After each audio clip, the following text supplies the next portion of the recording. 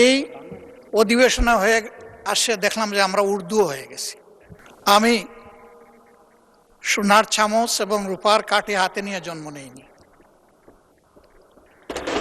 আমি এমন একটি জায়গায় জন্মগ্রহণ করেছিলাম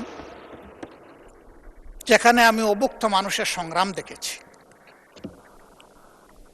আমি দেখেছি 2টা মাস আসলে মানুষের মধ্যে দারুণ হাহাকার, একটা চৈত্র মাস আর একটা কার্তিক মাস।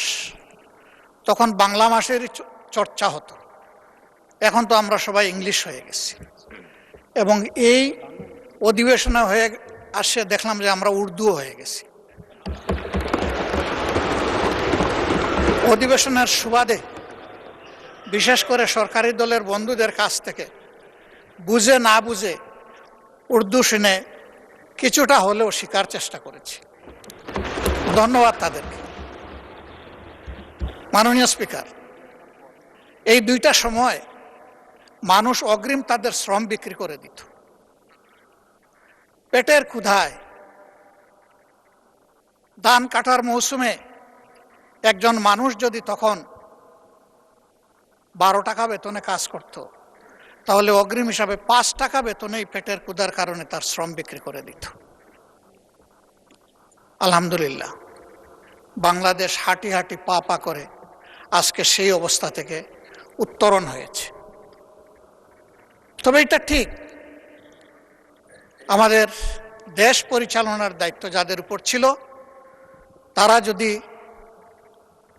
সততা, দক্ষতা এবং দায়িত্বশীলতার সাথে দেশ পরিচালনা করতেন, তাহলে 54 বৎসর অতীতে ফেলে আসা এই দেশটা আরো বহুদূর এগিয়ে যেত। এই জন্য ক্ষমতায় যখন কেউ থাকেন তখন তিনি অনেকটা ফিরিস্তার মতো অভিনয় করেন। অন্যদের শুধু দোষ দেখেন, দুর্নীতি দেখেন, অতীতের সব দুর্নীতি দেখেন। ওই মনে পড়ে গেল একজন মেহমানের কথা। উনি খাইতে বসেছেন, তো উনি হাত দেন না, অনেকক্ষণ বসে আছেন। যিনি আতিথেয়তা করবেন তিনি এসে বললেন যে আপনি যে হাত দিচ্ছেন না। বলে কিসে হাত দিব, কয়েকটা ভাত দিয়ে রেখেছো, সাথে আর কিছু লাগবে না?